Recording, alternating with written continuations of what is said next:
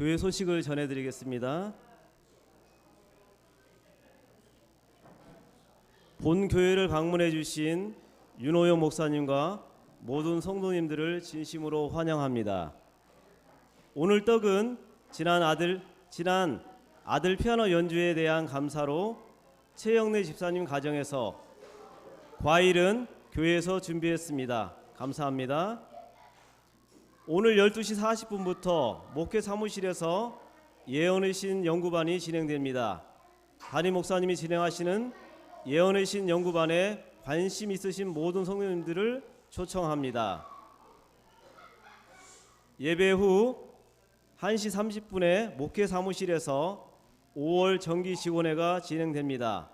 모든 직원분들께서는 참석해 주시기 바랍니다. 이시영 부목사님은 오늘 춘천 은하석교회 출장 중이십니다. 오늘 오후 5시부터 9시까지 대지고등학교 체육관에서 집나잇을 진행합니다. 남녀노소 누구나 환영합니다. 문의사항은 김구혜 집사님에게 문의해 주시면 되겠습니다.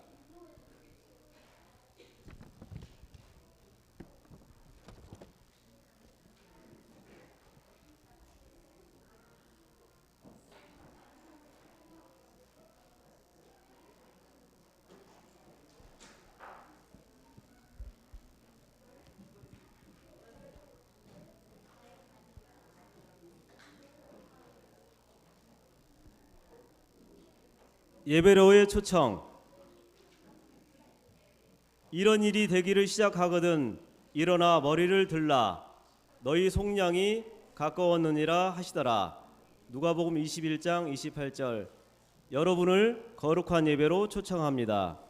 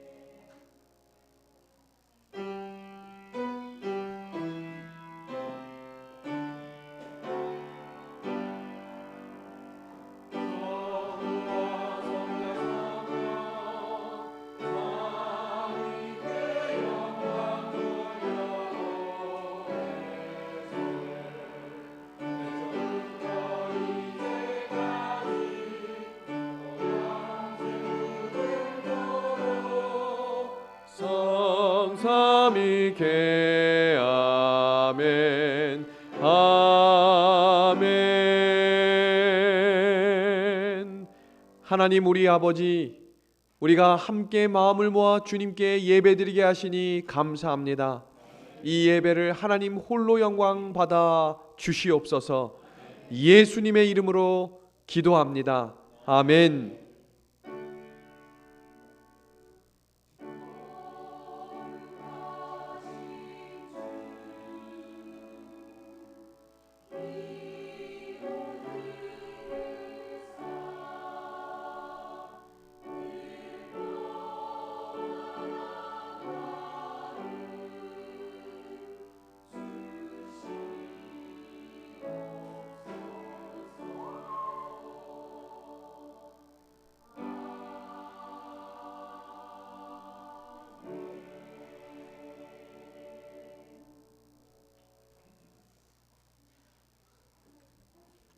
성경 교독 792장 재림입니다.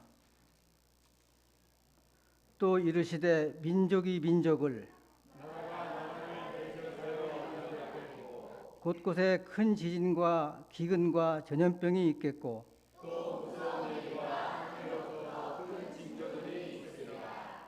일 1월 성신에는 징조가 있겠고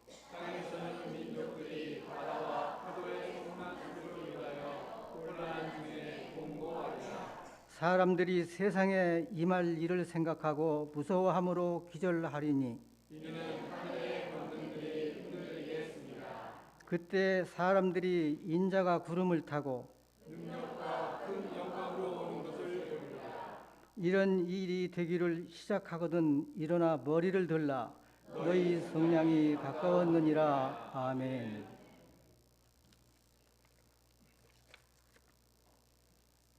(42장) 찬미 후에 김현희 장로님께서 기도하시겠습니다. 이어서 개인 기도 시간입니다.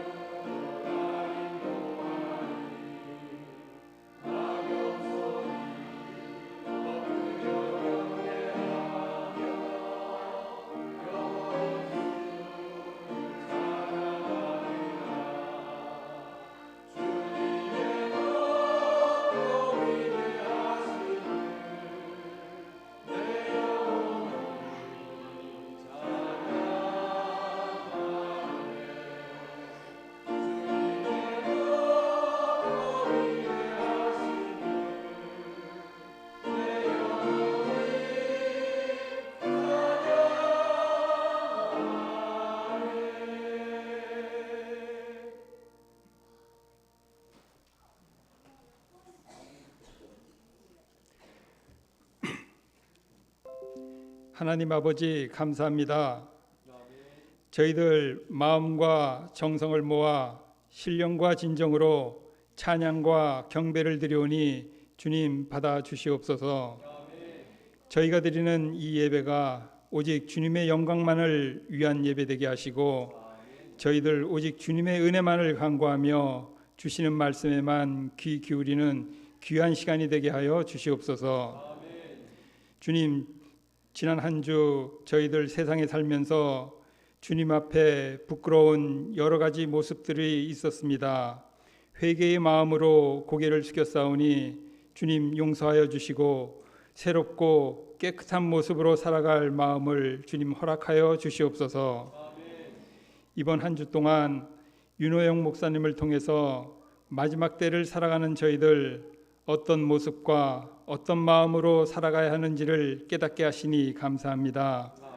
또 주신 말씀들이 저희들의 모습과 마음으로 나타나는 삶을 살아갈 수 있도록 능력 주시고 믿음을 더하여 주시옵소서.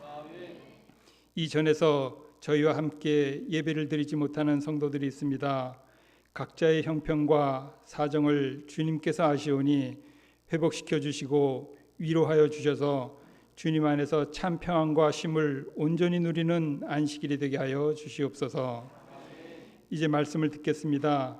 전하시는 목사님께 하늘의 능력을 더하여 주셔서 그 말씀이 저희의 심령을 깨우는 하나님의 음성이 되게 하여 주시옵소서. 예수님의 이름으로 기도드립니다. 아멘.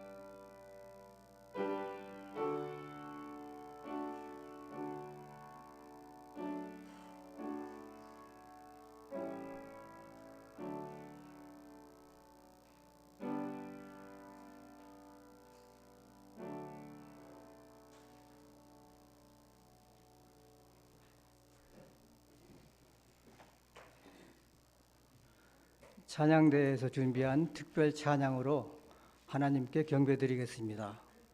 그 다음에 한 주간 감화 감동과 은혜로운 말씀을 주신 윤호영 목사님께서 주님 오십니다. 준비에 참여합시다라는 주제로 말씀 주시겠습니다.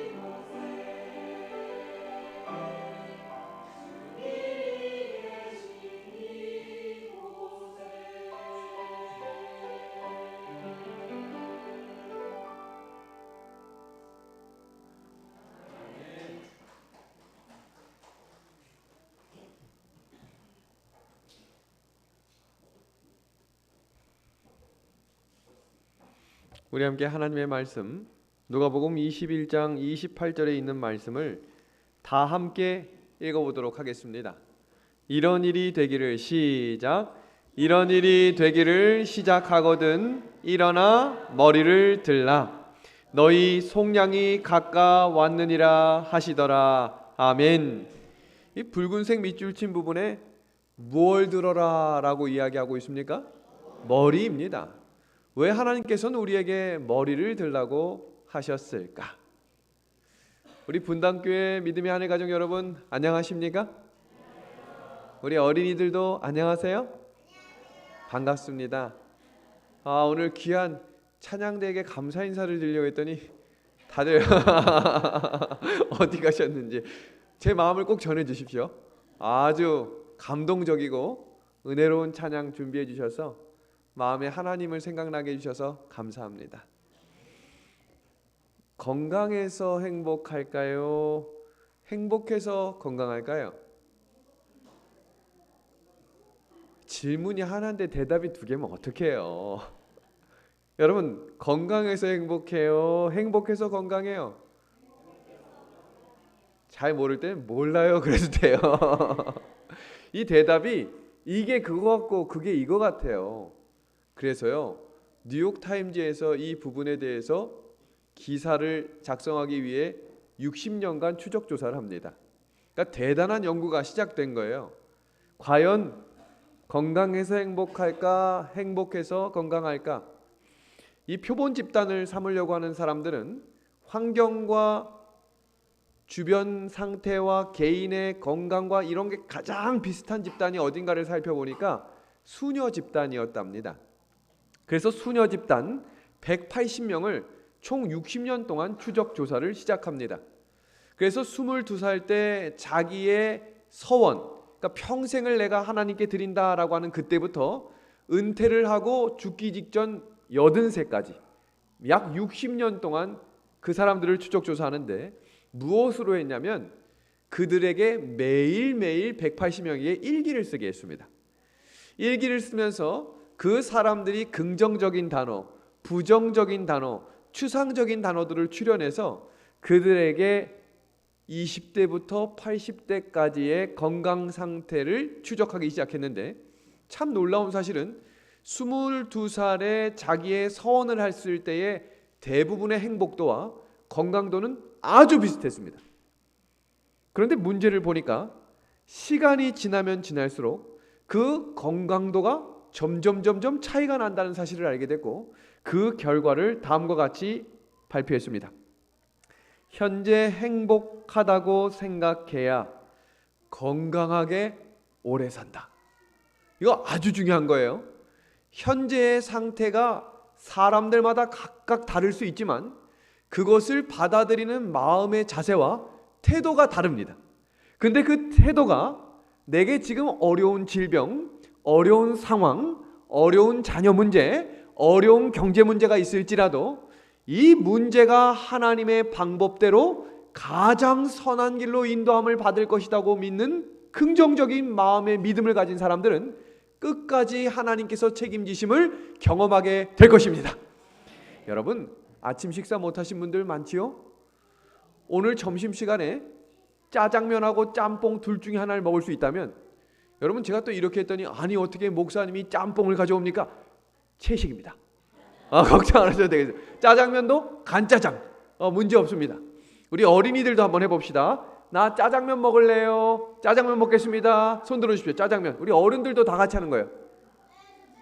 짜장면 그래요. 내리시고 제가 사주진 못해요. 그냥 이게 보여주기만 하는 거니까 아주 진심으로 전 짜장면이요 이렇게 했는데 저는 시원한 오늘 또 비도 내리고 하니까 시원한 국물에 얼큰한 짬뽕 먹고 싶다. 손 들어주십시오. 감사합니다. 손 내리시고 안 드신 분들은 뭐 하는 거예요? 네. 뭐 이런 분이 있어요. 짬짜면 아니에요. 하나만 골라야 돼요. 지금은 냉면인데 냉면이 이게 시원하게 물로 먹을지 아니면 이게 아주 새콤달콤하게 해가지고 침이 여기 쫙 나오는 비빔냉면으로 먹을지를 또 결정해야 되겠습니다. 물냉면 드실 분? 우리 어린이들은 물냉면을 아주 좋아하는 걸로 손 내리시고 비빔냉면 먹겠다. 네, 우리 어른들이 비빔냉면을 좋아하시네요. 다음은 탕수육입니다. 이것 때문에 부부싸움 많이 하는 분들이 있어요. 과연 이걸 찍어 먹을 것인가 부어 먹을 것인가. 또 이런 질문하면 어떤 분들은 그게 뭐가 중요하냐, 먹는 게 중요하지. 중요합니다. 자, 또 이거 가지고 뭘 하는 분들이 있어가지고 표고버섯 탕수육이 되겠습니다. 염려하지 마시고, 네, 표고버섯 탕수육으로 나는 찍어 먹겠다. 찍어 먹는다. 분당교회 우리 가족들은 내리시고 부드럽게 부어 먹겠다.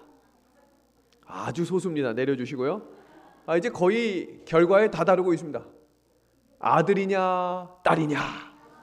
와, 이거 제가 잘못했다가 아주 큰 싸움이 일어났는데 지금 막 눈 보고 있어요. 내가 엄마를 보고 있다 이렇게 하는데 자리로 돌아가세요, 우리 어린이. 네. 그래서 이 선택을 하기 전에 먼저 아들에 대해서 좀 소개하겠습니다. 낳을 땐 1촌, 대학 가면 4촌, 군대에서 제대하면 8촌, 장가 가면 사돈의 8촌, 장가 간 아들은 희미한 옛사랑의 그림자, 애 낳으면 동포, 이민 가면 해외 동포, 잘난 아들, 나라의 아들, 돈 잘 버는 아들은 사돈의 아들, 빚진 아들, 내 아들. 여기서 제가 하나 말씀드릴 수 있는 것은 제가 아들만 둘입니다. 그런데 저희 둘째 아들이 어느 날 어버이날에 저에게 5천만 원을 주는 겁니다. 어디서 배워가지고 돈을 요렇게 접어가지고 테이프로 딱 붙여서 5천만 원을. 대단한 아들이죠. 딸 둘에 아들 하나면 금메달, 딸만 둘이면 은메달, 딸 하나 아들 하나면 동메달, 아들만 둘이면 목메달. 제가 그 목메달이에요. 아들 둔 엄마는 모시기를 서로 미룬 바람에 갈 곳 없고, 딸 둘 가진 엄마는 해외여행, 딸 하나 가진 엄마는 딸집 설거지, 아들 하나 둔 엄마는 요양원. 여러분, 2023년에 정신 나간 여자 3대 여자가 있는데, 며느리를 딸로 착각하는 여자, 사위를 아들로 착각하는 여자, 며느리의 남편을 아직도 아들로 착각하는 여자입니다. 이 정도쯤 되면 아들이냐 딸이냐 하면 난리가 나요. 그래서 안 하도록 하겠습니다. 진짜 중요한 선택입니다. 예수님과 사탄입니다. 예수님을 선택하실 분들 아멘 합시다. 분당교회가 이 정도예요. 대단합니다. 여러분, 그런데요, 길거리에 나가서 이 둘을 놓고 선택하라고 하면 예수님을 조롱하는 사람들이 훨씬 많습니다.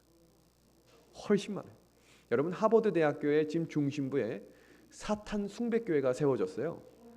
그런데 거기에 얼마나 많은 학생들이 몰려드는지 앉을 자리가 없답니다. 서울대학교에도 사탄 숭배 동아리가 생겼어요. 이게 무슨 말이냐면, 예수님을 믿고 예수님께 기도할 수 있는 것이 은혜임을 고백합시다. 우리가 함께 기도합시다 라고 이야기했을 때 눈을 감을 수 있고 고개를 숙일 수 있고 두 손을 모을 수 있는 것은 축복입니다. 오늘 우리의 말씀 속에서 그 예수님을 만날 수 있게 되기를 주님의 이름으로 소망합니다. 재림신앙인으로 살아가는 것이 어떠십니까? 행복함과 감사함으로 기쁘십니까? 아멘을 한 명 하셨네요. 아니면 조금 귀찮고 부담스러우십니까? 현재 직장인들에게 지금 다니고 있는 직장에 만족하시나요? 라고 하는 질문을 성인 980명을 대상으로 조사를 했는데 10명 중 9명이 현재 일에 만족 못한다고 대답했습니다. 이 말은 모두가 그냥 회사를 가고 있는 거예요. 먹고 살아야 되니까. 그리고 직장인 95.1%는 나는 장래희망과 전혀 상관없는 일을 지금 하고 살고 있다라고 대답을 했습니다. 꿈이 없는 시대를 살아가는 현대인들, 그런 세상에 살아가는 재림 성도들은 꿈을 가져야 합니다. 그래서 제가 이번 전체 총 주제가 뭐였냐면 세상에서 살지만 하늘 갈 백성처럼 살자.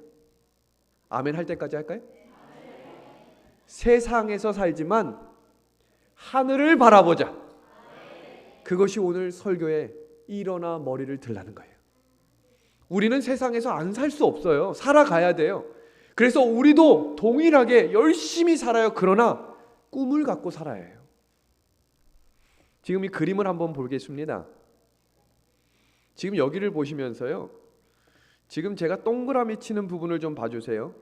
지금 이 여인과 이 남편이 끌어안고 있는데 행복해 보여요? 불행해 보여요? 지금 여기 있는 꼬마 아이가 엄마한테 이렇게 손가락을 들어서 물어봐요. 엄마, 예수님이 오네. 이게 무슨 의미예요? 예수님의 재림을 기다리는 사람들에게는 예수님의 재림이 소망이 될 것입니다. 그러면 지금 세상은 어떻게 돌아가고 있는가? 여러분, 기독교의 많은 목회자들이 재림에 관련된 설교를 거의 하지 않아요. 제가 또 이렇게 한번 설교했다가 장로교에서 찾아와가지고 우리 교회 목사님이 얼마나 설교하는지 알고 있냐, 그래서 거의라고 썼어요. 거의. 처음에 안 한다라고 했다가 거의 안 해요. 거의. 두 번째는 결과적으로 교인들이 재림에 대해 생각할 수 있는 일들이 적어졌고, 재림에 대해서 무지해졌으며 재림에 대해 무관심해지기 시작했습니다. 재림이 무엇이고 어떻게 준비해야 되는지를 잊어버리기 시작했어요. 본인의 무관심 때문에 재림 기별을 이제 전하지도 않습니다. 재림에 대해 자주 말하거나 설교하면 종말론자다라고 이야기를 듣게 되고요. 초림 전 유대인들과 재림 전 기독교인들의 상태가 비슷해지며 영감의 글은 이 시대의 진리에 대한 무관심을 초점을 맞춰 회복하라라고 이야기하고 있습니다. 여러분, 우리가 살폈던 재림 전에 일어날 일들, 사실 지난 화요일부터 어제까지 아주 열심히 달려왔는데요, 아마 집에서 다 보시고 반복해서 들으셨을 것을 믿습니다. 지금 아멘 안 하시는 분들은 속으로 하신 거잖아요, 그죠? 네. 말씀에 기근이 오고 기독교회가 또 나 자신이 영적인 바벨론이 될 수 있음을 우리가 어제까지 살폈습니다. 사방에 바람이 놓여지며 재난이 지구를 강타하는 일들이 많아질수록 예수님이 점점 더 가까이 옴을 듣고 깨어나라라고 이야기했고요, 계속되는 재난으로 경제가 완전히 무너져 내릴 것을 우리가 함께 공부했습니다. 이것이 제가 듣기로는 이시영 부목사님이 계속해서 이 편집해서 유튜브로 올리신다고 제가 들었기 때문에 꼭 들으시고 같이 나누셔서 이 말씀이 전해질 수 있는 교두보가 되어주시면 좋겠습니다. 그리고 우리가 살폈던 내용 중에 노아의 때처럼, 롯의 때처럼 동성애와 여러 가지 레즈비언과 같은 일들이 만연해지고, 그런 상황 속에 우리 귀한 아이들을 잘 신앙적으로 키워야 한다라는 내용 우리가 함께 공부했죠. 다음입니다. 온 세상 사람들을 모니터링하고 통제할 수 있는 강력한 시스템이 조직이 되면 그때 짐승의 표 환란이 내려지고, 그때 성경에서 기록된 7 재앙이 내려지며 예수님의 재림을 우리가 목도할 수 있다라고 공부했습니다. 여러분, 지금 일어나고 있는 이 시대의 상황들을 다시 한번 집중적으로 우리가 살필 내용은, 코로나 상황은 이제 거의 종결됐고 이제 티핑 포인트라는 점이 있어요. 그게 뭐냐면 무슨 일이 일어났다가 다시 전으로 돌아가는 일들이 역사 속에서 반복이 되는데, 티핑 포인트라는 것은 두 번 다시는 전과 같이 돌아가지 못하고 이제 새로운 변화, 뉴 노멀이라고 하는 시대가 열린다라고 제가 소개했었는데, 그 뉴 노멀 티핑 포인트에 3가지가 있었습니다. 하나는 전염병이고, 하나는 기후 이상 변화, 기후 위기고, 3번째가 경제 몰락입니다. 우리가 이 3가지의 초점을 맞춰야 되는 이유 중에 하나가 무엇이냐면, 이것을 초점으로 문화와 교육과 세상의 여러 가지들이 하나로 통합되는 일들을 보게 될 것이고, 그 일들을 통해 무언가 통제하는 시스템들이 조직되며, 그렇게 일요일 법령이 눈앞에 펼쳐지는 일들을 보게 된다라는 것인데, 그 시작점이 기후 위기입니다. 여러분, 지금 보시는 이 표는요, 계속해서 지구의 온도가 높아집니다. 여러분, 지구 온도가 높아지면 에어컨 세게 틀면 되는 거예요? 그런 정도가 아니라는 거예요. 기후 온도가 높아지면 높아질수록 무엇이 문제가 생기냐면 바로 빙하가 녹아내립니다. 뉴욕타임즈에서 어떤 기사문을 냈나 한번 볼까요?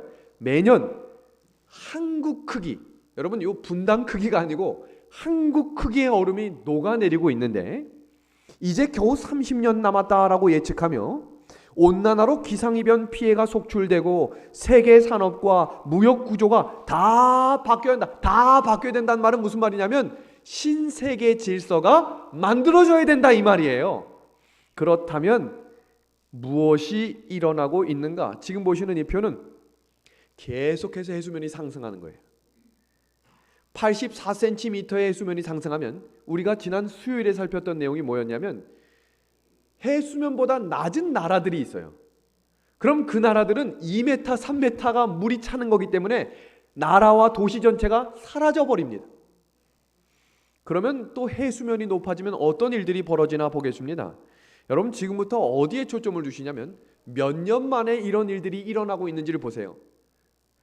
애리조나가 46도, 여러분 46도면 어느 정도의 수준인가? 숨쉬기가 곤란한 정도인데 104년 만에 이런 일이 일어났고, 여러분 알래스카라고 하는 아주 추운 동네도 사상 최악의 불타는 폭염이 시작됐다. 무슨 말이냐면 해수면이 높아짐과 지구의 온도가 계속해서 올라지는 이것이 무슨 의미인가? 여러분, 1000년에 한 번 올까 말까한 사막에 홍수가 났습니다. 왜 안 놀라세요? 사막이 어느 동네인지 아시잖아요. 물이 없는 동네인데 1000년에 한 번 지금 사막에 홍수가 났어요. 지금 영국이라고 하는 나라가 얼마나 뜨거워졌는지 여러분 기차가 가는 기찻길이 녹았답니다. 이게 얼마나 충격적인가? 지금 우리는 보고 싶은 드라마나 관심 있는 연예인이나 이런 것에 초점을 맞추다 보면 이런 것들이 전혀 안 보여요. 그런데 한 번만 눈을 들어서 기상 이후라고 하는 이 초점에 인터넷에서 나오는 기사들, 특히 영어를 할 수 있는 분들은 CNN이나 미국 방송들에서 뭘 쏟아내는지 보시면 지금 세계 전체가 어디에 초점을 맞추고 있는지, 여러분 백신이 나온 다음에 세상 뉴스에서는 코로나에 대한 뉴스가 완전히 거의 사라졌지만 그 이후부터 뭐에 초점을 맞추는 뉴스들이 쏟아져 나오냐면 기상 위기입니다. 기후 위기입니다. 2023년도가 지금 여태까지 있었던 시대 중에 이산화탄소가 가장 많이 쏟아져 나오고 있다라고 이야기하며 그때 유엔 사무총장이 다음과 같은 담화문을 발표합니다. 글로벌 에너지 시스템이 붕괴되고 기후 재앙이 더욱 가까워지고 있다. 여러분, 이 뉴스를 보신 적 없는 분들이 지금부터 보시면 돼요. 왜 지금 지구의 대표자들, 대통령들 한자리에 모여서 이런 일들에 초점을 맞추고 살아가는가? 그때 나사에서는 다음과 같은 발표를 합니다. 전 세계 과학자 중 97%가 지구 온난화는 사람에 의해 만들어졌다라고 발표했고, 중앙일보 중앙 매거진에서는 지금 지구가 사막화되면서 600만 명의 사람들이 살 땅을 잃어버리고 매년 서울의 100배의 면적이 사막화가 되고 있다. CNN에서 발표한 기사 볼까요? 1950년부터 2019년까지 14명의 과학자들이 지금 어떤 일이 일어나고 있는지 집중적으로 연구해서 연구 논문을 발표했는데, 지금 온도 상승세가 어느 속도로 지금 올라가냐면 1초당 원자폭탄이 계속해서 5개에서 6개가 터지고 있다 이 말이에요. 이 정도 수준으로 지금 계속해서 올라가고 있다는 겁니다. 그래서 그때 지구의 모든 시작의 문제점이 무엇임을 발표했냐면 기후변화다. 이때 로마 교황이 다음과 같은 담화문을 발표합니다. 나의 신은 항상 용서하고 인간은 때때로 용서하지만 자연은 절대로 용서하지 않는다. 어느 시점부터 로마 교황청은 대단한 영향력을 가진 집단이에요. 근데 여기서 무슨 일을 계속해서 발표하냐면 지구 환경 문제에 초점을 맞춰 글을 냅니다. 발표를 합니다. 그러니까 사람들이 여기에 초점을 맞추는 거예요. 왜 교황과 바티칸은 기후 변화에 관심을 가질까? 왜냐하면 모든 지구가 지금 이 문제에 관심을 가지고 있고, 관심은 있는데 해결할 방법이 없어서 문제가 되는 거예요. 여러분, 지금 이 보시는 표는요, 얼마 전 세계의 가장 유능한 과학자들, 지도자들, 사회과학자들, 연구자들이 다 어디로 모였냐면 교황청에 모였어요. 도대체 이 사람들을 모을 수 있는 힘은 어디서 온 걸까요? 왜 이 사람들이 모이게 됐을까요? 근본 동기는 기후 변화를 같이 대처하자는 거예요. 여러분, 지금 보시는 이것은 세계에 많은 Great Reset이라고 하는 단어가 또 있어요. 가장 큰 변화를 줘야 된다라는 것인데요. 거기에 어떤 사람들이 모이냐면, 여러분 이 표를 보십시오. 세계의 20대 기업의 총수들이 모여요. 그 사람들이 모여서 뭘 의논하는 줄 아세요? 기후위기 대책입니다. 지금 우리가 이 문제에 대해 초점을 맞춰야 한다. 여러분, 제가 초반에 이야기 드렸던 앞으로 이런 단어들을 자주 보게 되실 거예요. 종교연합운동, 종교다원주의, 종교혼합주의, 에큐메니칼 운동, WCC, New World Order, 신세계 질서, 세계 단일 정부. 지금 이 사람들이 모여서 만들고 있는 단어들이에요.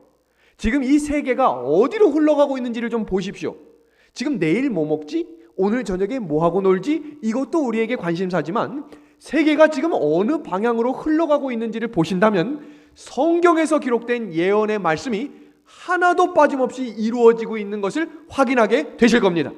여러분, 이 8가지가 주고 있는 이야기는 뭐냐면 종교와 정치가 하나로 모이겠다는 뜻입니다. 여러분, 이 세계의 전 세계 인구가 78억 명인데 놀라지 마십시오. 종교인의 인구가 66억이에요. 이 말은 무슨 말이냐면 종교인이 하나로 뭉쳐지면 전 세계가 하나로 뭉쳐질 수밖에 없는 거예요. 왜 대통령 후보들이 대통령이 선거 직전에 어느 불교, 어느 종교, 어느 교회 가서 다 고개를 숙이는 이유가 뭡니까? 종교인들이 그만큼 많은 거예요. 그 종교인들이 하나로 모여지게 되는 일이 있을 때 성경의 예언은 하나가 이루어진다라는 말입니다. 왜 제가 이 가톨릭 교황의 말에 초점을 두는가?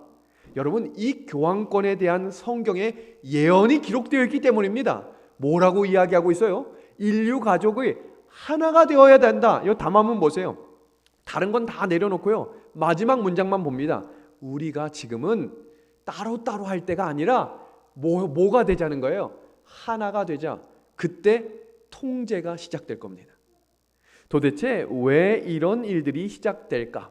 여러분, 우리가 지난 목요일에 첫째 천사 기별을 배웠고 어제 저녁에 둘째 천사 기별을 배웠고 오늘은 셋째 천사 기별을 배우는데 참으로 감사한 것은 이것은 따로따로 떨어져 있는 내용이 아니라 연결고리처럼 연결이 돼 있어요. 지금부터 그 소개를 합니다. 첫째 천사의 기별은 회복이 돼야 된다. 왜 회복이 돼야 된다고 했죠? 하나님께 영광을 받은 사람만이 하나님께 영광을 돌릴 수 있기 때문에 그 하나님의 인인 안식일이 회복되어야 된다. 종교가 하나로 연합될 때 하나로 연합될 수 없는 한 무리는 하나님의 계명을 있는 그대로 지키는 사람들이 될 것인데 그 하나님의 계명 중에 넷째 계명이 하나님의 인이 박힌 안식일을 기억하여 거룩히 지키라는 법이기 때문입니다.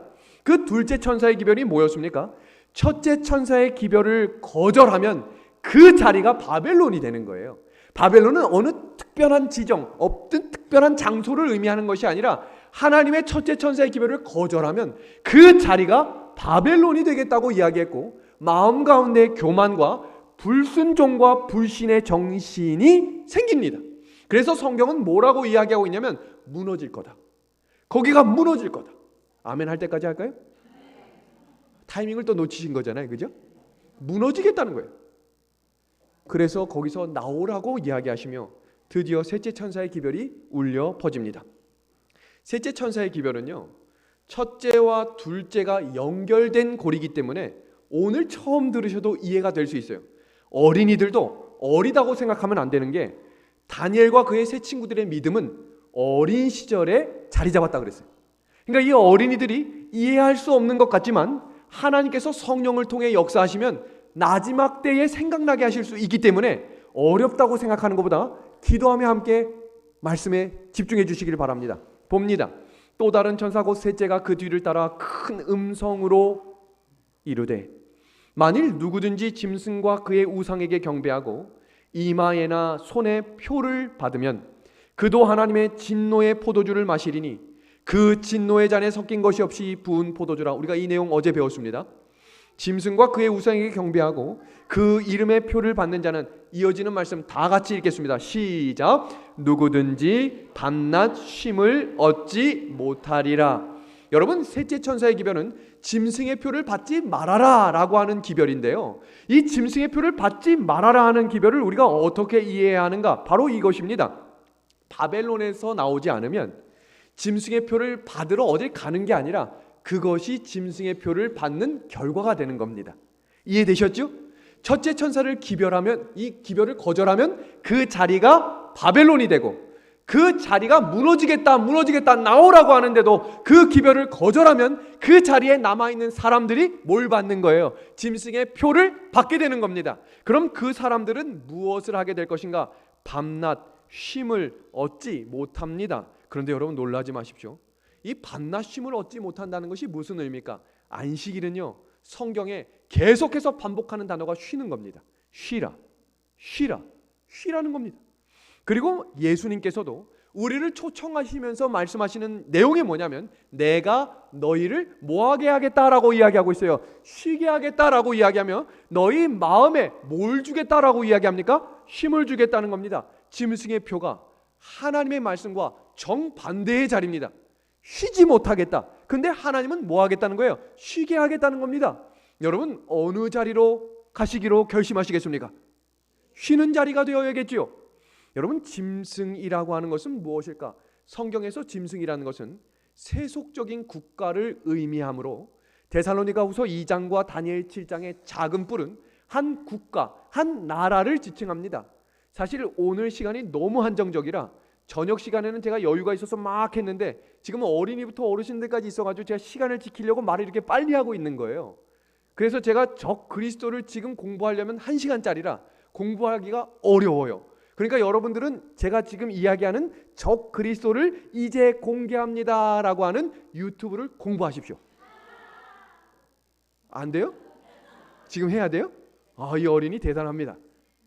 그러니까 이 내용은 그냥 검색만 하면 바로 뜨는 내용이기 때문에 적 그리스도가 무엇인지 명확하게 공부해 보셔서, 지금 저희가 공개하고 있는 세속적인 국가, 두 번째는 짐승의 우상은 이미지인데요, 같은 목적으로 활동하는 조직체를 의미합니다. 적 그리스도에 대해서 성경적인 내용을 잘 공부해 보시면 이 짐승과 그의 짐승이 우상이라고 하는 내용이 왜 성경적으로 이 나라들을 지칭하는지를 확신하게 될 것입니다.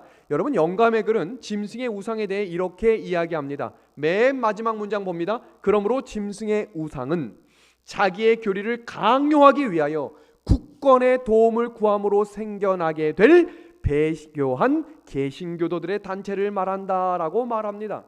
그래서 짐승과 그의 우상들을 성경 계시록에서는 교황권과 미국이 마지막 때에 함께 연합함으로 하나의 법령을 제정하고 그 법령의 이름을 일요 법령이라고 이야기하며 세상을 통치하게 될 대단한 신세계 질서가 될 것임을 공개하고 있습니다. 그래서요, 성경에서는 우리에게 무엇이라고 이야기하고 있는가 하나씩 보겠습니다. 성경 계시록 13장 14절입니다. 땅에 거하는 자들에게 이르기를 칼에 상하였다가 살아난 짐승을 위하여 뭘 만들라고 되어 있습니까? 뭘 만들라고? 우상입니다. 우상이란 단어는 비슷하거나 형상이거나 이미지입니다. 그럼 이 우상이 뭘까요? 짐승의 우상이겠죠. 이 말은 교황권과 동일한 목적을 가지고 활동하는 조직체를 의미하는 겁니다. 중세기 때 1000년 동안 암흑 시대가 있었어요. 그때 하나님의 진리의 백성들을 잡아 죽였던 백성들이 누구였냐면 타락한 기독교에 로마의 정치력이 합해져서 만들어진 단체가 가톨릭 교회였습니다. 그 가톨릭 교회가 예수의 이름으로 너희를 죽이노라 하면서 성경 계시록에 예언된 대로 5천만 명이 죽어나갔습니다. 그것이 실제로 얼마 전 로마 교황청에서 직접적인 사과를 했던 역사적 사실입니다. 그럼 마지막 종말 때에는 어떤 무리들이 이 짐승의 우상의 표와 함께 사람들을, 진리의 백성들을 죽여나갈 것인가? 타락한 개신교에 미국의 정치력이 합해지면 배도한 개신교 단체가 되므로 짐승과 짐승의 우상으로 예언된 바벨론이 완성이 되어 하나님의 백성들을 끊임없이 죽여나가게 될 것입니다. 여러분 글 마지막 신호라고 하는 책에는 다음과 같은 글이 나옵니다. 그들은 예수회입니다. 카톨릭에 조직된 하나의 조직체입니다. 지금 막강한 권력과 세계적인 조직망과 정밀한 정보와 막대한 금력을 가지고 마치 첩보기관을 방불케 하는 치밀한 전략을 사용하여 프로테스탄트 교회들을 장악하고 세계의 종교들을 카톨릭 안에 묶는 일을 줄기차게 진행하고 있다. 지금부터는 제가 아주 사실적인 내용들을 하나씩 소개하겠습니다. 미국에는요, 기득권이 될 수 있는 세 가지 불변의 법칙이 있어요. 그 첫 번째가 무엇이냐면 백인입니다. 두 번째는 앵글론 섹슨족이어야합니다. 세 번째가 무엇이냐면 개신교인입니다. 여러분 미국의 초대 대통령부터 지금 46대 대통령 중 43명이 백인이었습니다. 그것을 깼던 한 명의 독특한 인물이 오바마였던 거예요. 근데 다시 어디로 자꾸 돌아가는 거예요? 백인으로 돌아가는 이유는 불변의 법칙이기 때문입니다. 그리고 우리가 주목해야 될 것은 개신교인이어야만 힘을 받을 수 있었는데 여러분 놀라지 마십시오. 250년 동안 미국 건국 이래 가장 강력한 힘을 줬던 많은 힘은 개신교회에서 나왔는데 이것이 깨졌습니다. 존 F 케네디 대통령이 천주교인으로 최초로 대통령이 됐고 지금 현재의 미국 정부의 요직 전부가 천주교인입니다. 현재 미국 정부의 삼부요인이란 말은 무슨 말이냐면 서열 1위부터 서열 3위가 다 천주교인이에요. 여러분 놀라지 마십시오. 지금 보시는 행정부의 수장이 천주교인이고 사법부 연방대법원장이 천주교인이며 입법부 하원의장이 천주교인입니다. 왜 미국이 천주교회와 손을 잡을 수 있게 되는가? 역사적인 절차와 단계가 이루어지고 있기 때문입니다. 더 놀라운 사실은 무엇이냐면 사회주의적 세계 단일 정부를 미국에서 외치고 있어요. 미국이 민주주의 국가인데 미국의 지금 빈부격차가 점점 심해지는 이유 중에 하나가 인공지능이라고 그랬죠. 1위부터 세계 8위의 8대 기업이 모두 인공지능에 투자하고 있고 여러분 맥도날드, 지금 아마존 모든 전 세계의 1대 기업부터 8대 기업은 사람 수를 줄여나가요. 왜 그럴까요? 인공지능이 사람 600명이 할 일을 1시간 만에 다 해버려요. 그러면 세계의 박사들, 유수한 인재들이 쓸모없는 사람들이 돼버리면 여러분 설 자리가 없어지게 되겠죠? 그때 경제가 무너지게 될 때 그 사람들이 뭐에 초점을 맞추기 시작할까요? 왜 이런 일들이 시작됐느냐? 누구로부터 이런 일들이 시작됐느냐고 초점을 맞추며 그 사람들을 찾아내려고 할 것입니다. 여러분 그때 짐승의 표와 짐승의 표를 받는다는 것이 무엇인지를 하나씩 살펴보도록 하겠습니다. 여러분 성경 계시록 13장에 이런 글이 나오죠. 저가 모든 자 곧 작은 자나 큰 자나 부자나 빈궁한 자나 자유한 자나 종들로 그 오른손에나 이마에 뭘 받게 하겠다고 이야기하고 있습니까? 표를 받겠다라고 이야기합니다. 이 짐승의 표는 교환권과 직접 관련을 갖는 것인데 666이라고 하는 이 짐승의 표라고 하는 것이 합당치 않습니다.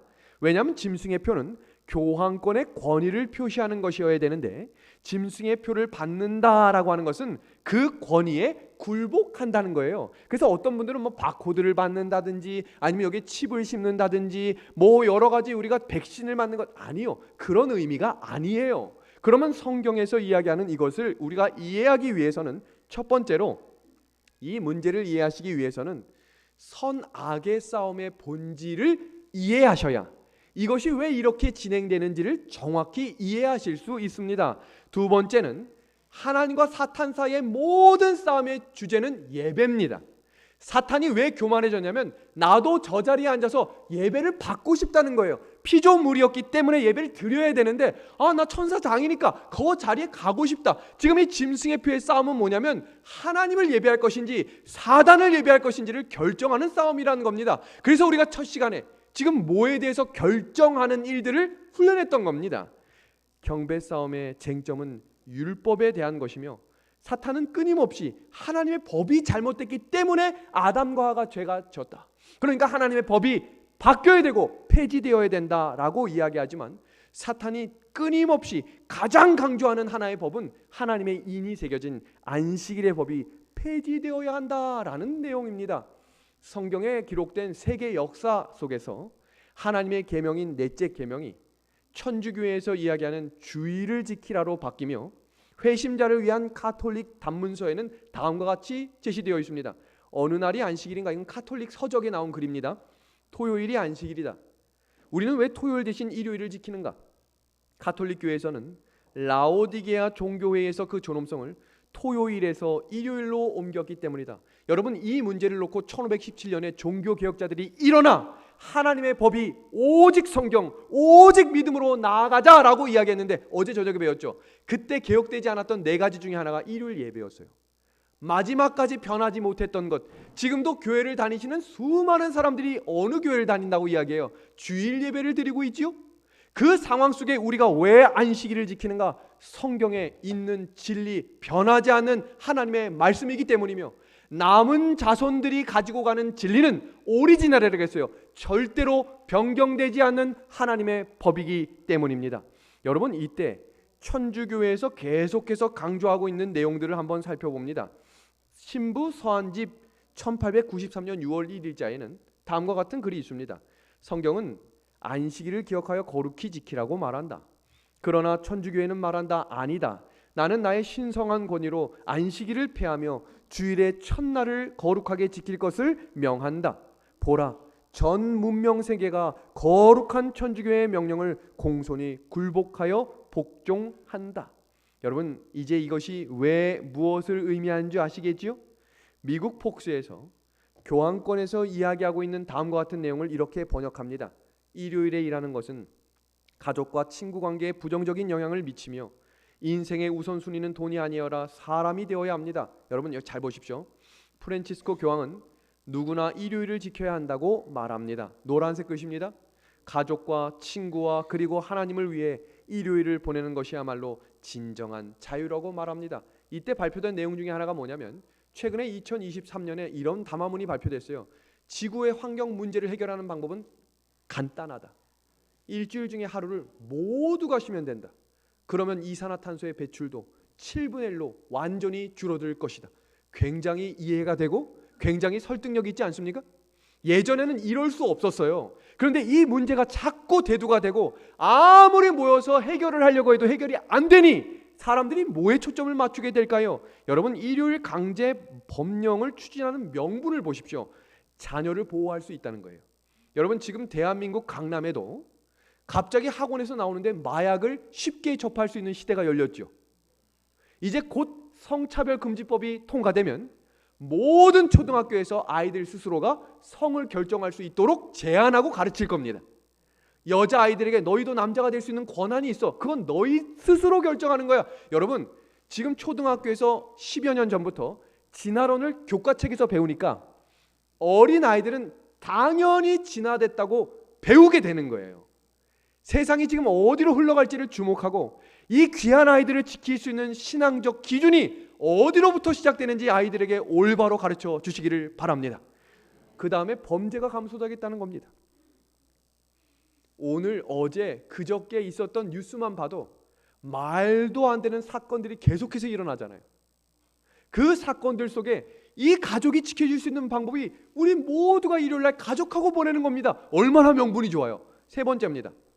그래야 가족이 회복됩니다. 여러분, 이제 10쌍 중에 4쌍이 이혼하는 시대가 열렸고요.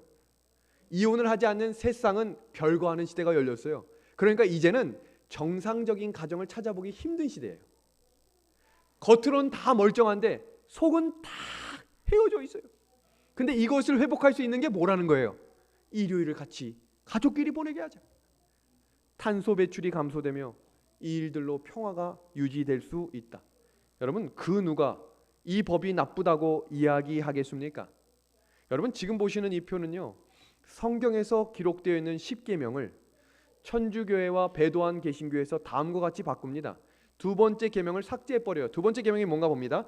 우상을 만들지 말고 그것들을 섬기지 말라. 근데 우상이 필요해요. 왜냐하면 거기에 절해야 되거든요. 그러니까 두 번째 계명을 빼버립니다.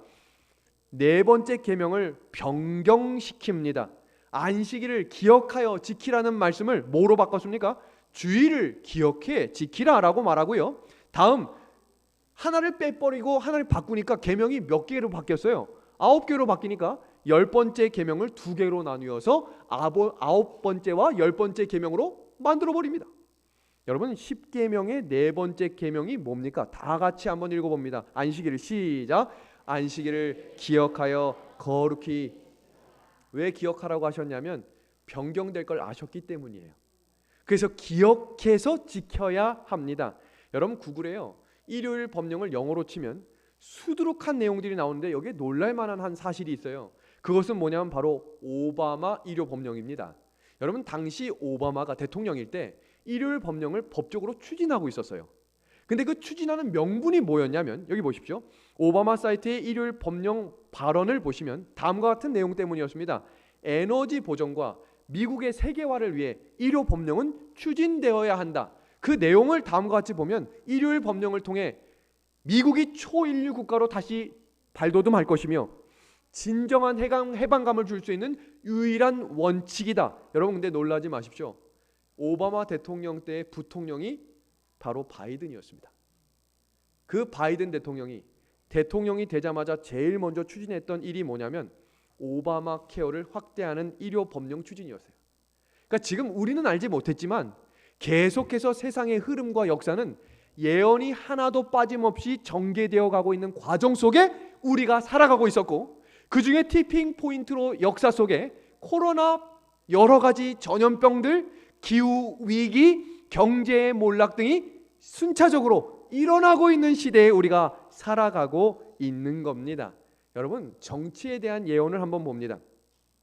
성경상 안식일을 옹호하자는 자들에게 성경은 이렇게 말했다는 주장을 할 수 없기 때문에 그들은 부족을 채우기 위하여 압제적인 법령을 의지할 것이다. 인기와 후원을 얻기 위하여 입법자들은 일요일 법령을 제정하라는 요구에 굴복하게 될 것이다. 여러분 그러면 오른손이나 이마에 표를 받는다는 의미가 뭘까? 여러분 우리가 대부분 어느 손으로 움직이고 어느 손으로 일을 합니까? 오른손이지요. 그리고 우리의 생각은 지금 제가 항상 어디로 한다고 했습니까? 이마 뒤에 있는 전두엽이라고 소개했습니다. 그래서 오른손이라고 하는 것은 일요일 강제 휴업법을 마음으로는 인정하지 않지만 강요에 의해 그 법을 따라가는 사람은 짐승의 표를 받는 사람이 되겠다고 이야기했고, 두 번째, 이마에 그 표를 받는 사람은 일요일 강제 휴업법을 정신적으로 동의하고 교황권에 충성하며 경배하는 사람들이 그런 사람들이 될 겁니다. 그러니까 입으로 말하지 않아도 우리가 먹고 살아야 되니까 우리 가족은 이렇게 해보자, 짐승의 표를 받겠다는 거예요.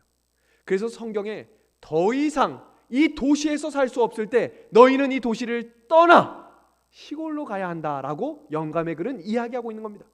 무슨 일이 날 때마다 어떻게 가야 되나를 고민하지 마시고 결정적인 순간에 마지막 결정을 해야 되는 그때가 되면 뒤로 미루지 말고 하나님의 말씀대로 다니엘과 세 친구처럼 에스더처럼 죽으면 죽으리라는 믿음이 지금부터 자라나는 저와 우리 믿음의 한 해 가족들이 되기를 주님의 이름으로 소망합니다. 그것입니다. 여러분 남은 자손들이 보존해야 될 진리를 마지막으로 총정리합니다. 남은 자손의 특징은 하나님의 계명과 예수의 증거를 가진 자들이라고 이야기했으며 하나님의 계명인 하나님의 인인 안식일을 거룩히 기억하여 지키는 백성이 되셔야 합니다. 그리고 남은 자손의 사명은 그 예언의 진리를 전파함으로 예수님의 재림이 이 땅에 오는 것을 준비하며 일어나 뭘 들어야 한다고요? 머리를 들라고 외치는 제7일 안식일 예수 재림교회 성도들이 되시기를 주님의 이름으로 축복합니다. 여러분 이제 2분 남았는데 춘천을 와서 교회 이야기를 하다가 만약에 시간이 돼서 딱 끝나면 우리 하늘에서 만나서 그 이야기를 계속 듣도록, 다음 시간이라고 말하기가 어렵기 때문에 시간이 되는 만큼 해보도록 하겠습니다. 어제 못 오신 분들은 그래서 어떻게 된 거야 하고 예배 끝나고 식사하시면서 물어보시면 됩니다. 아무것도 할 수 없는 그때 땅을 샀고 코로나가 터졌습니다. 예배를 드리려고 해도 예배를 드리는 일에 눈치를 봐야 했고, 대한민국의 모든 교회들이 사회의 눈치를 보며 교회 문을 스스로 닫기 시작했습니다. 우리는 선제적으로 이렇게 한다. 참 신기했죠? 마지막 때에 교회 문이 닫히는 것이 훈련된 거예요. 사회에 문제를 일으키고 피해를 끼치는 것은 닫아야 돼. 얼마나 사람들이 교회에 대해 관심을 갖고 부정적인 시각으로 봤는지 몰라요. 그러니까 사람들이 교회를 갈 때 성경을 못 들고 다녔다고 할 정도로 그 시대에 그렇게 살았어요. 우리가. 그 시대에 이 교회가 계속해서 전진해 나갔습니다. 여러분 6개월 동안 춘천은하수교회 방송 청취율 몇 번이요? 한 달에 33회, 하루 평균 1회. 제가 클릭했다고 했어요. 변화가 없었습니다. 근데 그때 제가 새벽 기도회도 방송으로 열었습니다. 그리고 전 교인에게 예배에 참석해달라고 호소했습니다. 방송의 청취율 2명, 저하고 제 아내였습니다. 그렇게 변화되지 않던 이런 일들이 계속될 때 교회 문이 닫혔고 제 몸이 아파오기 시작했습니다. 사람은 정신적으로 힘들면 반드시 몸이 아프게 돼 있어요. 왜냐하면 몸과 정신이 연결이 돼 있거든요. 얼마나 아팠는지 말할 수 없을 만큼 아파 병원에 입원을 했어요. 근데 병원에 입원해도 병문안 올 교인이 없었습니다. 그렇게 병원에서 입원하고 퇴원하면서 이렇게 내려가고 있는데 여러분 36서울병원이라고 하는 병원 앞에 에덴 동산이라고 하는 조그만 동산이 하나 있어요. 근데 그 동산을 내려가는데 제 눈앞에 펼쳐진 하나가 뭐였냐면 무지개가 하나 뜬 거예요. 지금 보시는 이 사진 속에 무지개가 보이는 분들은 아멘 합시다. 이거 잘 안 보이는데 보여요? 보여요? 믿음의 눈이에요. 믿음의 눈. 대단합니다. 이거 웬만한 사람 잘 안 보이는데 마음이 청결한 이 무지개가 보이는데 어떤 생각이 문득 들었냐면 왜 무지개가 보이지? 그리고 저에게 어떤 생각이 들었냐면 한 번도 무지개에 대해서 공부해 본 적이 없구나라는 생각이 들었어요. 왜냐하면 우리는 무지개 하면 뭐부터 생각하냐면 노아 홍수, 무지개, 언약 이렇게만 알아요. 그리고 이 무지개가 왜 주셨는지 그 의미가 뭔지를 모르니 집에 갔어요. 그리고 책상에 앉아 공부를 하는데 깜짝 놀랐습니다. 무지개의 의미는 다음과 같아요. 무지개라는 단어는 캐셰트라는 단어인데 구부리다라는 단어에서 시작이 됐고 여러분 구부린다라고 하는 단어가 뭐와 연관이 되냐면 활입니다. 활. 그러니까 무지개가 활처럼 생겼잖아요. 그러면 성경에 활이라고 하는 단어가 왜 나오는가 찾아봤더니 심판을 할 때 활을 사용해요. 근데 보세요. 활의 모양이 지금 하늘로 향해 있어요? 땅으로 향해 있어요? 하늘로 향해 있어요. 왜 그런가 살펴봤더니 무지개의 뜻은 뭐냐면 앞으로 너가 당할 모든 고난, 너가 당할 모든 심판을 누가 대신 받겠다는 거냐면 하나님이 대신 해결해 주겠다는 거예요. 아멘? 제가 이때 뭘 깨달았냐면 왜 무지개가 제가 뭘 고민했냐면요. 이 건축을 제가 해야 된다고 생각하니까 힘든 거예요. 암담하고 어려운 거예요. 왜냐하면 인간적으로 생각할 때 헌금이 나와야 되는데 나올 곳이 없어요. 그러니까 답답한 거예요. 근데 제가 무슨 생각으로 바꿨냐면 그렇지. 이게 놔줘라고 하는 게 아무것도 없거든요. 이게 내 것도 아니고 하나님의 교회를 하나님이 지으라고 했으니 하나님이 책임지시겠구나. 그래서 제가 어떤 결심을 했냐면 오늘부터는 멈추지 않고 전진하겠다. 그리고 제가 성경을 보니까 예수님이 다시 오실 때 수많은 천사들과 함께 무지개가 뜨겠다는 구절이 있어요.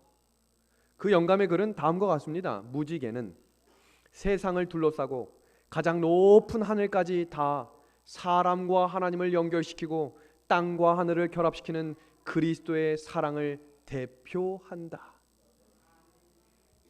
제가 이 사실을 깨달은 직후에도 2개월 동안 아무 변화가 없었어요. 그럼에도 불구하고 제가 지치지 않았던 이유는 자 보십시오. 1년이 지났죠. 3개월이 지났죠. 6개월이 지났어요. 이제 4개월이 있으면 이 교회는 나가서 아무것도 없는 이 현장에서 천막치고 교회에서 예배드려야 되는 아주 어려운 형편이 된 상황입니다. 그때 제 마음속에 있었던 한 가지 확신은 하나님은 최악의 상황에서 최선을 준비하신다는 믿음의 말씀이었습니다.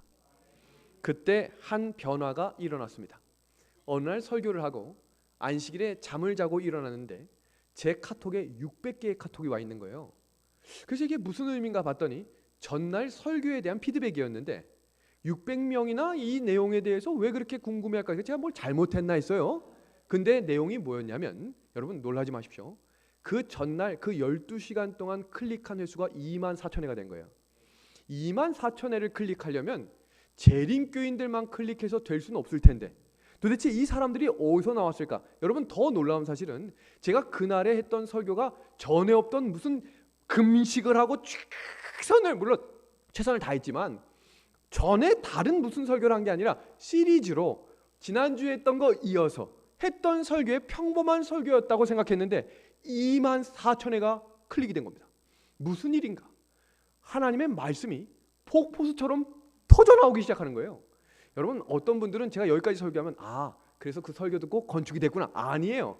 그 건축에 헌금하신 분들은 그 방송 때문에 하신 분들은 거의 없어요. 시간이 5분이 지났어요. 다음 이 시간에 하고 싶은데 큰일 났네. 이거 어떡하죠? 일단은 쭉쭉쭉 넘어가 봅시다. 여기서 중요한 사실은 여기 남아있던 그 7명의 성도들이 8번 헌금을 했다는 거예요. 영월교회보다 더 많이 했어요. 그리고 더 중요한 것은 아버지께서 그 소식을 듣고 정신 차려라 라고 얘기가 있어요. 왜 그랬냐면 나 같아도 니네 교회 안 나가겠다 이랬어요. 저희 아버지가 굉장히 신실하신 우리 재림교회 장로님이세요.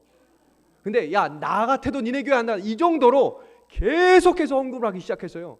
근데 어떤 일이 벌어졌냐면 제가 사실 우리 아이들 앞에서 한번 울었어요. 왜 울었냐면 안 되는 일들이 너무 많은 거예요. 웬만하면 요 정도쯤 되면 풀려야 되는데 계속해서 안 되고 또 안 되고 해요. 그래서 제가 두 아들을 놓고 헌금 작정 기도회를 가졌습니다. 저희 둘째 아들 윤예섭은 돈을 사랑하는 아이입니다. 얼마나 사랑하는 아이냐면 할아버지가 5만 원 용돈을 주면 안 받아요. 왜 안 받는가? 할아버지 5만 원 주시면 안 됩니다. 11금 5천 원 내야 되니까 10,000원만 주세요. 어린아이의 생각이 지금 이해가 잘 안 되시죠? 5만 원이 중요한 게 아니라 5천 원이 나간다는 생각만 하고 있는 거예요. 아마 이제 아시네요. 이 아이가 그만큼 돈을 사랑하고 좋아하는 아이인데 이 아이가 자기의 전 재산을 저한테 줬습니다. 이게 무슨 의미냐면 아빠 고만 울고 이거 가지고 건축해. 그 돈이 16만 원이었습니다. 대단한 이 아이에게 엄청난 돈이거든요. 1,000원을 내기 싫어하는 아이인데 그리고 또 하나의 사건들이 하나하나씩 벌어지기 시작합니다.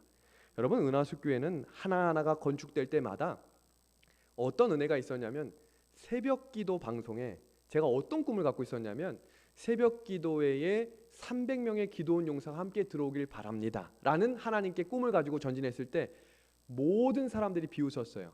왜냐하면 새벽 기도 방송은 재방송이 없고 생방송만 나갔고 그 생방송에 참석하시려면 적어도 5시 20분에 일어나서 들어오셔야 되는 힘든 일정이에요. 근데 제가 코로나 시기에 아주 우울하고 외로울 때 새벽 방송을 한번 개신교회 걸 봤는데 클릭 횟수와 생방송 출연 이 참석자 수가 2,600명이더라고요. 이렇게 사람들이 깨어 기도한다면 분명히 재림 성도들 중에도 하나님의 말씀대로 살고자 하는 사람들이 있을 것이다 라고 생각하고 전진했습니다. 놀라지 마실 것은 새벽 기도에 가장 많이 들어왔던 날은 900명이었고 그 새벽 기도에 지금도 평균 450명에서 500명이 출석하고 계세요. 생방송입니다. 같이 전진하는 하나님의 든든한 백성들이 생겨나게 된 겁니다. 그리고 제가 기도 요청을 했어요. 오늘 제가 어딜 가야 하고 오늘 뭘 해야 합니다. 하나님께 중보 기도를 부탁드립니다.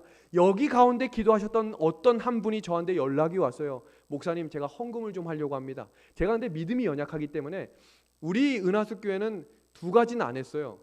건축 계좌를 공개한 적도 없고 누군가한테 건축 헌금을 호소한 적도 없고 누군가한테 물건을 판매한 적이 없어요. 그러니까 그냥 순수하게 한 걸음 한 걸음 나아갈 때 한 분이 연락이 왔어요. 근데 그 헌금이 어떤 헌금이냐면 암의 항암 치료비를 내겠다는 거예요. 그러니까 이 믿음 없는 목사가 받겠어요? 못 받겠어요? 절대로 못 받아요. 전화를 안 받았더니 문자로 저에게 무슨 얘기를 하는 겁니다. 당신이 뭔데 내 헌금을 받느냐 안 받느냐, 지금 내가 하나님께 드리겠다는데. 나중에는 그분이 잘못했습니다. 제가 마음이 흥분했습니다. 받았습니다. 그리고 또 한 분은 눈에 시각적인 문제가 생겨서 그 수술비가 약 100만 원인데 그 100만 원을 헌금으로 하겠다는 거예요. 제가 받겠어요? 못 받겠어요? 절대로 받았어요. 제가 얼마나 혼났는지 몰라요. 그분들한테. 받았어요. 근데 어떤 일이 일어났냐면 새벽 방송에 안과 의사들도 참석하는 일이 있었나 봐요. 그 방송을 듣고 그 안과 의사 3명이 그분을 무료로 수술해 줬어요. 그러니까 이 안에서 그런 일들이 반복되는 일들이 벌어지면서 놀라운 한 사건이 일어났는데 제가 펑펑 울었던 한 일은 언제였냐면 서울에서 84살의 할머니가 전철을 타고 내려와서 저한테 전화를 했어요. 윤 목사님, 저 누구누구 할미인데 저를 좀 마중 나올 수 있겠습니까? 나갔습니다. 근데 그분이 아무 말도 하지 않고 이 저금통을 저한테 툭 안겨주더니 그럼 전 가겠습니다. 그러고 가시는 거예요. 누군지도 모르고 왜 주는지도 몰라요. 그래서 찾아가서 다시 얘기했습니다. 이거 왜 주시는 겁니까? 지금 하나님의 성전이 지어지고 있으니 거기에 제 마음도 함께 보탭니다.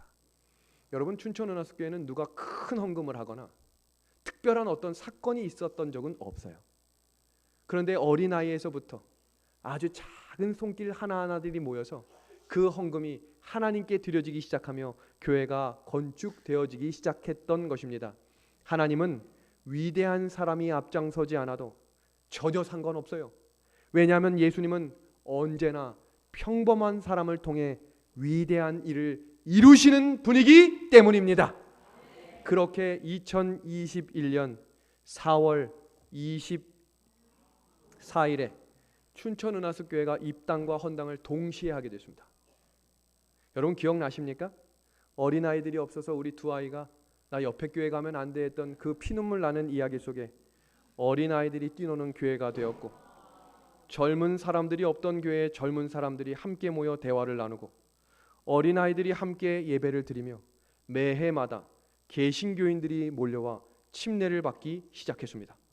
그리고 하나님의 말씀의 진리의 사명을 깨달은 백성들이 한 곳에 모여 뜨겁게 찬양하며 기도했고, 지난달 7명의 귀한 영혼들이 하나님께 헌신하며 예수님을 개인의 구주로 영접함으로 하나의 교회가 건강하게 자라나게 되었습니다. 그렇습니다. 하나님은 하나님의 일을 하시는 분이며 절대로 실수가 없으신 분이기 때문에 우리는 오늘도 일어나 머리를 들어 예수님을 바라보며 전진하게 될 것입니다. 여러 성도들의 눈물과 함께 마음을 모아 전진했던 그곳에 지금도 동일한 이 시간에 함께 예배를 드리며 하나님께 예배하게 하신 우리 하나님께 모든 영광을 돌리며 오늘 설교 말씀을 마치도록 하겠습니다.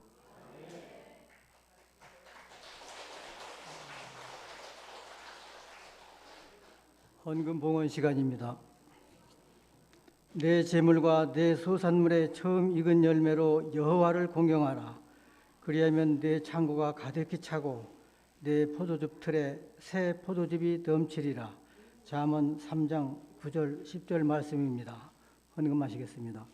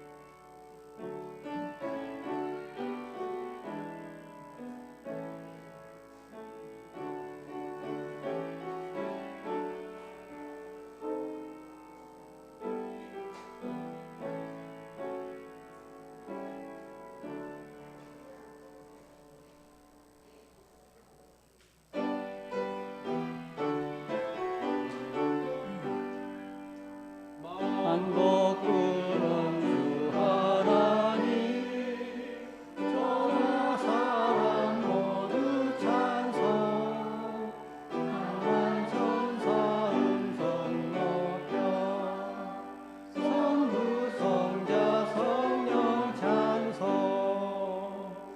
아멘.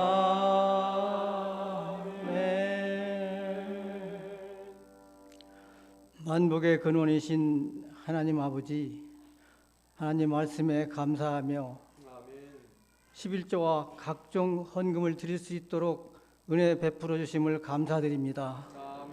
이 예물이 쓰이는 곳에 하나님의 은총과 또 예수님 재림을 촉진하는 데에 잘 쓰일 수 있도록 도와주시옵소서. 드린 손길과 마음을 축복하여 주시고 보험사에 감사함이 충만한 생애가 되게 하여 주시옵소서. 예수님 이름으로 기도드립니다. 아멘.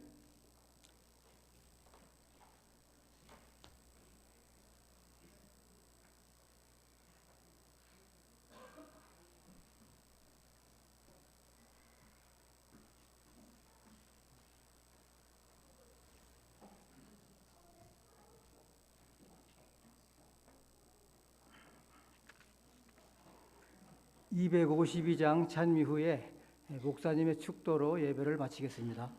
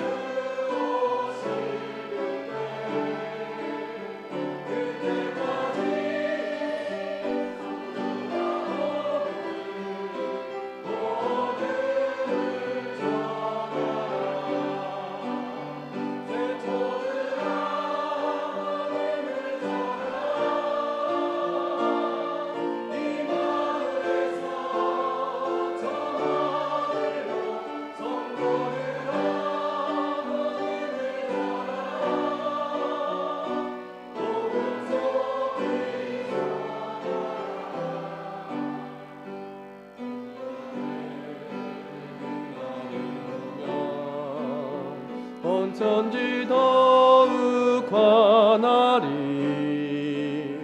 인치는 천사의 사명이 이루어지는 그날부터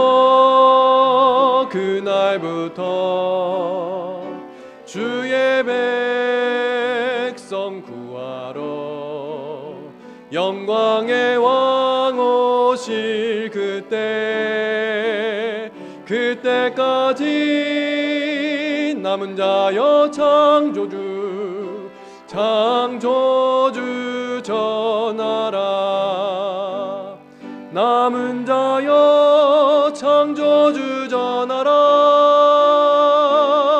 이 나라에서 저 나라로 남은 자여 창조주 전하라. 기별 속히 전하라. 하나님 우리 아버지, 우리에게 말씀을 주셔서 감사합니다. 이 말씀을 마음에 품고 삶의 주의 말씀에 순종하는 자들 되게 하여 주시옵소서. 이제는 하늘아버지의 영광과 예수 그리스도의 십자가의 은혜와 성령의 감동하심이 우리 마음 가운데 충만히 역사하여 주시기를 예수님의 이름으로 축원하옵나이다. 아멘.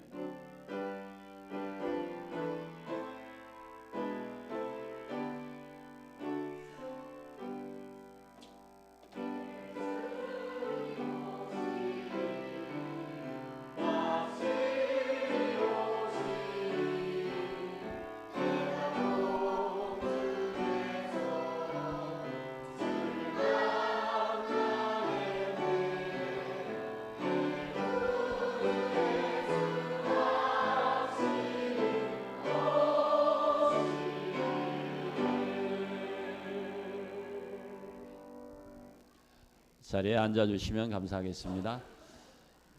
시간이 많이 흘렀는데 너무 감사하죠? 네, 우리 윤 목사님께 잠깐 나오셔서 우리가 감사의 아멘과 박수를 드리도록 하겠습니다.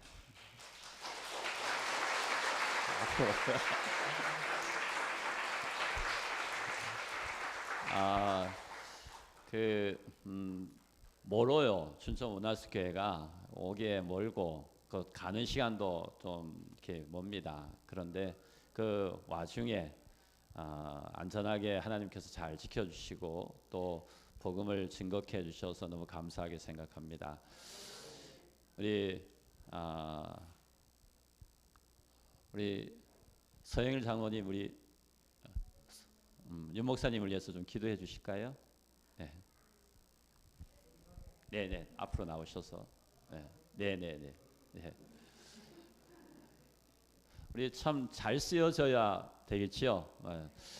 크게 쓰여질 수 있도록 기도해 주시면 좋겠습니다.